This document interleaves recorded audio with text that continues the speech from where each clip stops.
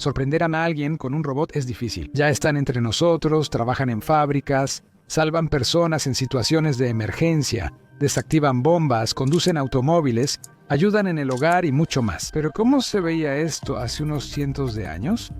Sí, en ese entonces también había robots, mecanismos que imitaban a personas o animales. Tocaban instrumentos musicales, escribían con pluma, bailaban, rugían y realizaban otras acciones capaces de sorprender a una persona común. Hoy hablaremos de monjes mecánicos, niños escritores programables, un robot que venció en ajedrez a Napoleón Bonaparte y Benjamin Franklin y otras maravillas de épocas pasadas. En el siglo XVIII, la humanidad comenzó a verse como el rey de la naturaleza. Uno tras otro, las mentes inquisitivas dominaban las leyes de la física, química y biología, conquistando elementos del agua y aire. A todos les parecía que solo faltaba un pequeño impulso más, y el hombre podría, como Dios, cambiar las propiedades de la materia y convertir lo inanimado en vivo.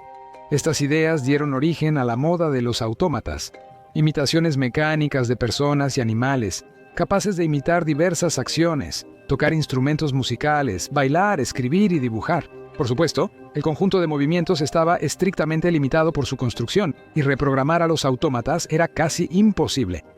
En cualquier caso, era más fácil construir uno nuevo. Varias historias sobre robots humanoides existían ya en la antigua Grecia. Por ejemplo, estatuas que se movían, pero un mecanismo no muy complicado, descrito por Filón de Bizancio, quien murió en el año 220 a.C., parece mucho más real. En el libro Neumática, él describió un dispositivo en forma de mujer que sostenía una jarra de vino en una mano.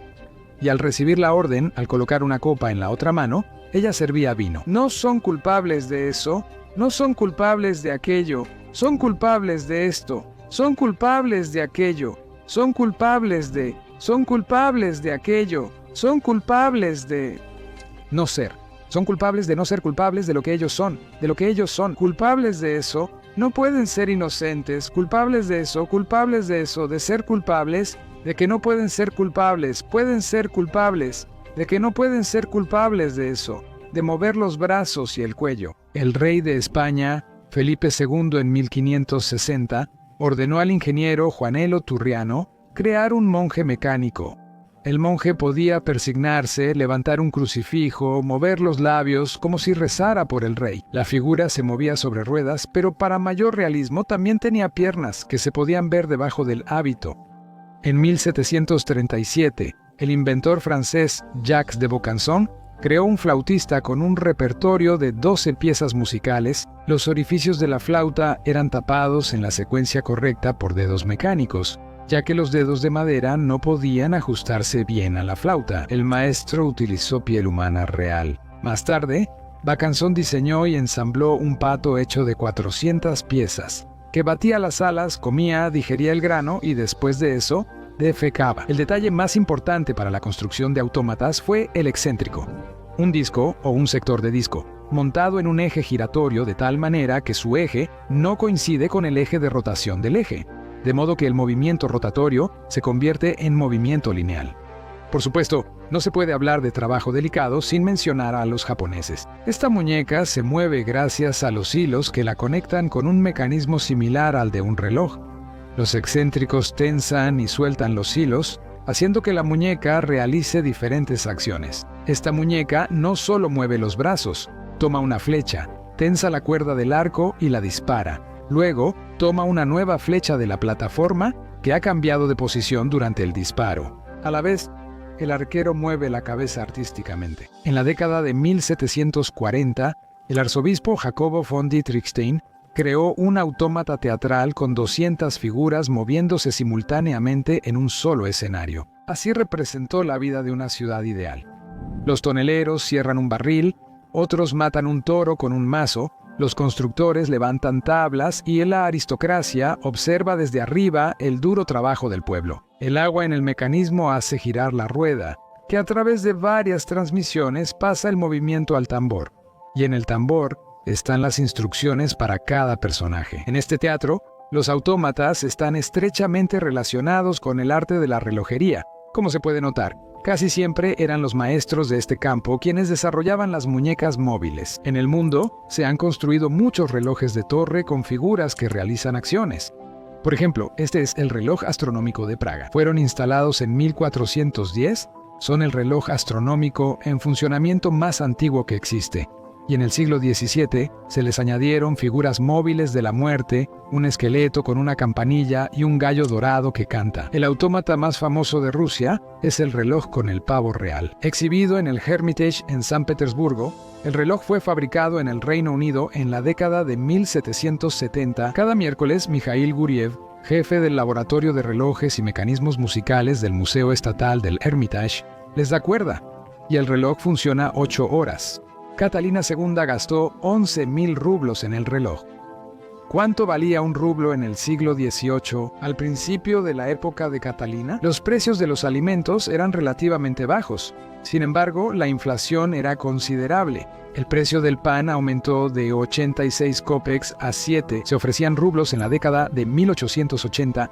En 1880, en Londres, aparecieron engranajes. En la década de 1880, en 1880, aparecieron engranajes que en la década de 1880 fueron creados en versiones compradas en conjunto de pequeños engranajes textiles en línea. Hablamos sobre la teleclimática voluntaria, y ellos saben cómo presentarse en la fundación. Y claro, el Kukariku Pavlina fue creado por el joyero e inventor londinense James Cox. Desafortunadamente, no se conserva ninguna fotografía de él. Otra obra interesante fue un cisne de plata con cuello largo y flexible que buscaba comida en un estanque de plata con peces. Funciona durante 40 segundos en una sola fábrica, pero parece casi real. Mientras está en funcionamiento, atrapa un pez y se lo come. Incluso el agua parece real. Está hecha de cilindros de vidrio giratorios con ranuras de diferentes formas. En los siglos XVIII y XIX, los autómatas eran un medio de entretenimiento para las capas más acomodadas de la sociedad, pero estas obras de arte eran creadas por personas mucho más humildes. Artesanos que fabricaban los componentes y relojeros que los ensamblaban. Para ganar más dinero, era necesario vender más mecanismos y tal vez bajar el precio. Hace 300 años, inició la miniaturización de dispositivos. Los relojes y autómatas se volvían más pequeños. Los mecanismos de relojería, que hace 500 años ocupaban el espacio de torres, se redujeron hasta un tamaño que permitía colocar su versión mucho más compleja en el cuerpo de una muñeca, y luego en un dispositivo del tamaño de una caja de joyas. En nuestra época, uno de los ejemplos más destacados de miniaturización son estos relojes mecánicos ultradelgados. Su caja de titanio tiene un grosor de apenas 1.75 milímetros, 2 tarjetas bancarias apiladas, lo que es 0.05 milímetros menos que el récord anterior. ¿Qué más ofrecen estos relojes aparte del logotipo de Ferrari? Bueno, al menos un precio de alrededor de $2 millones. En los turbulentos años 800, claro, era un poco diferente. Un ejemplo de autómata en miniatura es un pajarito en una jaula, hecho en la década de 1860. Otro ejemplo maravilloso es el huevo de Pascua Joya Árbol de Laurel, hecho por la firma de Carl Fabergé en 1911 por encargo de Nikolai II. Él se lo regaló a su madre, María Fyodorovna. Después de dar cuerda al mecanismo, la tapa del huevo árbol se abre y aparece un pájaro que gira y canta. Por cierto, la empresa Jacques Edro actualmente tiene en su catálogo relojes de pulsera con autómata.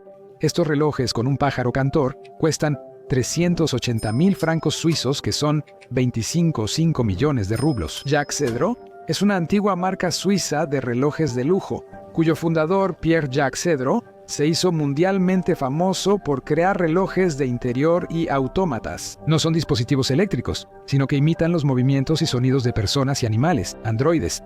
En 1784 se creó un autómata inspirado en la reina de Francia, María Antonieta. La muñeca mueve los ojos, mira a su alrededor, mueve la cabeza, respira y toca un instrumento musical. Los autómatas tocaban instrumentos y también podían escribir con pluma en papel. Por supuesto, cosas muy precisas. Reprogramar una muñeca así no era fácil. El artista de ese maestro, Jacques Edro, consta de 2.000 elementos. Es capaz de dibujar 3 cuadros.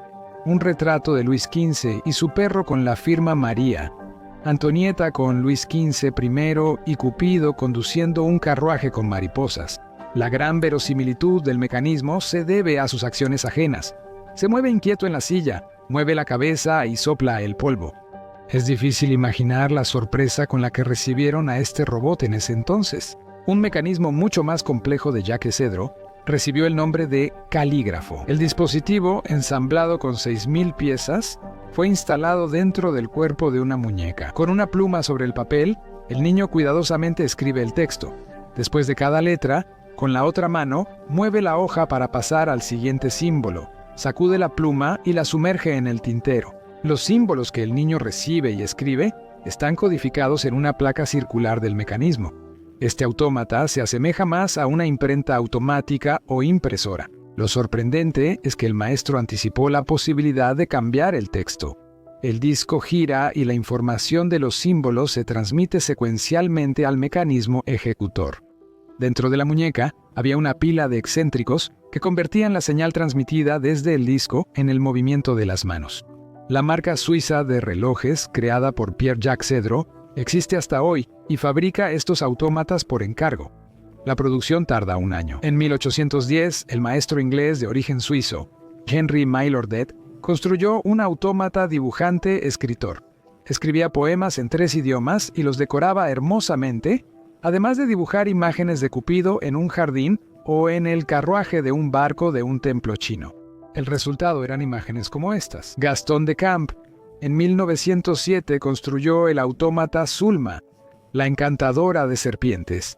Aquí vemos a una joven que abre los ojos, respira, gira el cuello y una serpiente que se mueve, todo esto acompañado de música.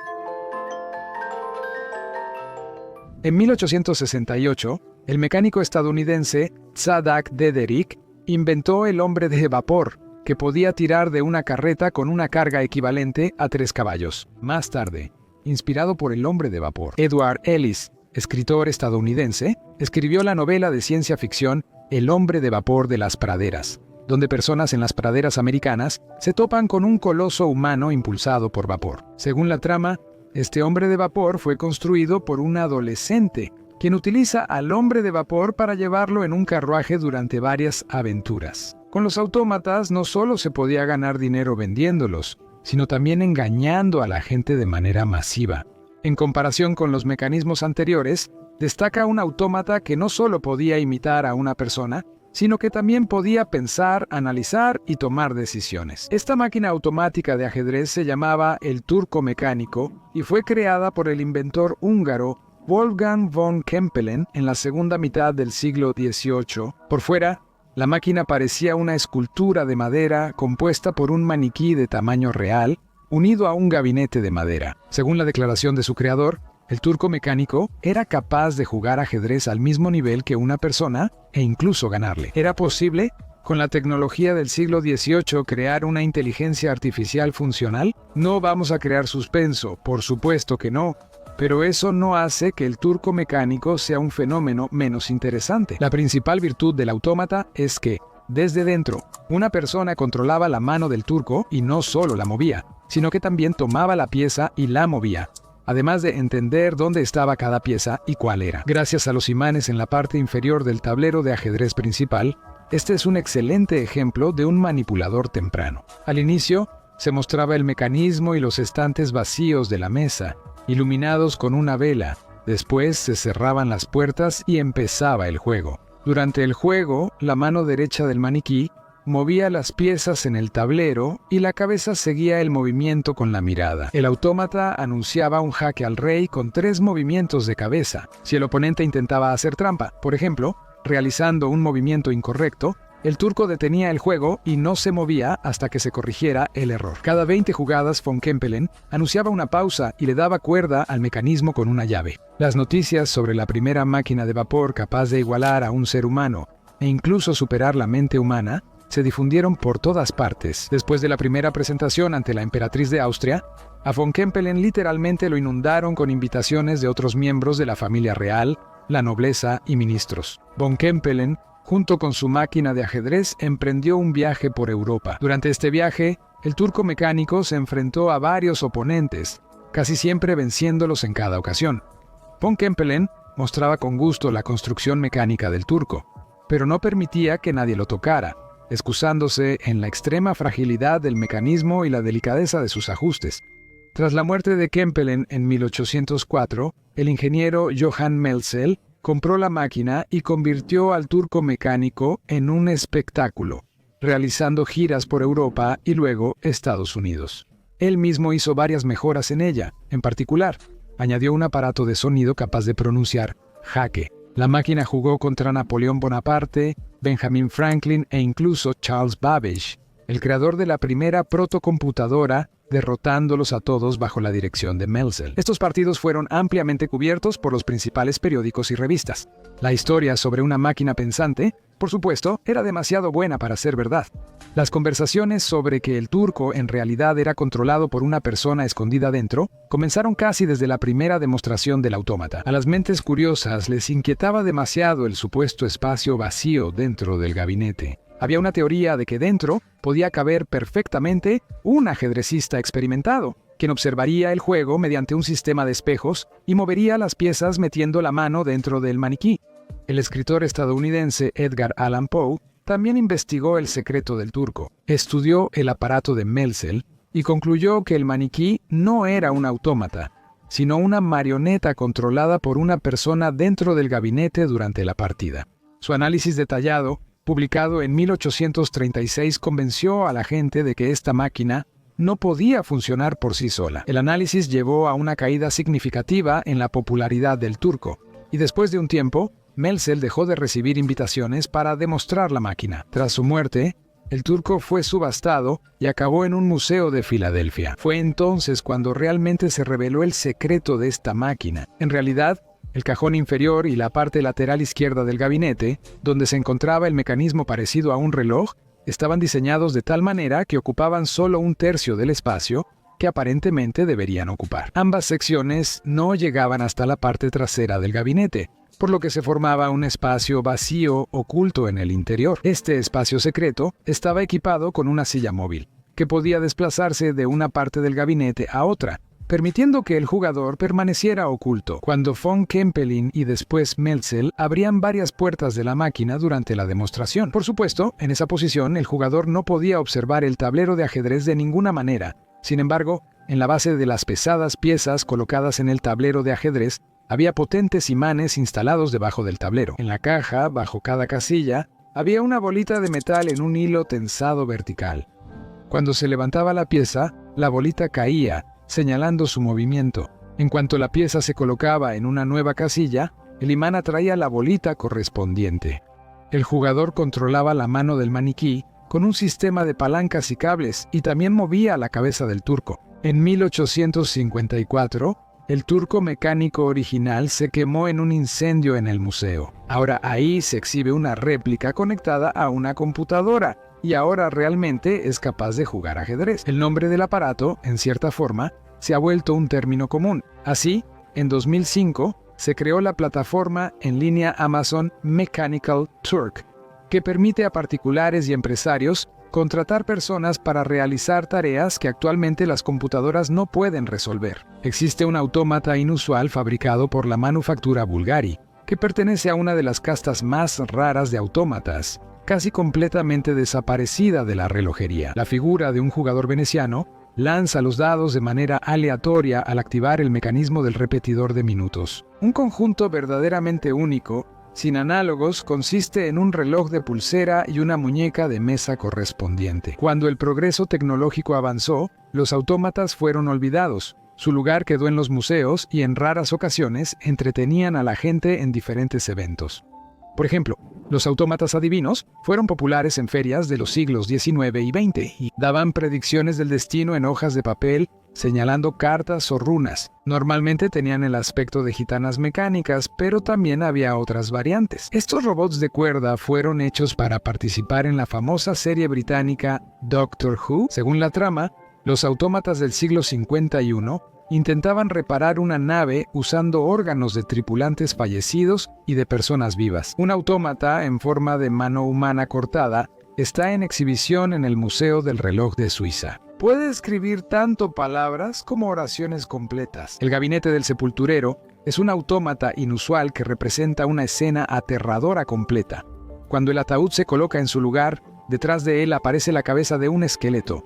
El muerto se levanta del ataúd y gira la cabeza hacia el espectador. Luego el esqueleto se esconde y su lugar lo ocupa el diablo. El tigre que devora a un hombre blanco vestido como soldado británico perteneció a uno de los gobernantes de la India en el siglo XVIII. El autómata fue creado como símbolo de protesta contra el poder del Reino Unido. En 2016, en las calles de Estados Unidos, se podía ver una figura de Donald Trump con ojos rojos brillantes que predecía el futuro de América. Mira mi bola de cristal y verás el futuro de América. Veo enormes inversiones en un sistema ferroviario moderno, de alta velocidad, muy avanzado, muy rápido, y usamos nuevos trenes para deportar a 11 millones de mexicanos ilegales. Y, por cierto, amo a los mexicanos, me encanta ponerlos en trenes como ganado, yo construyo los mejores trenes de deportación, créanme, mis trenes son los mejores. En poco tiempo, la máquina ya había dejado su lugar, la cargaron en un camión y se la llevaron de inmediato. Tras el paso del tren, un testigo subió un video a internet. Te ves como un inmigrante muy reciente. Esa es la historia de los robots del siglo XVIII. Eso es todo por hoy. También echen un vistazo a este episodio nuestro, donde reunimos los motores más únicos que seguramente aún no han visto. Este video también es muy interesante y YouTube lo eligió para ustedes.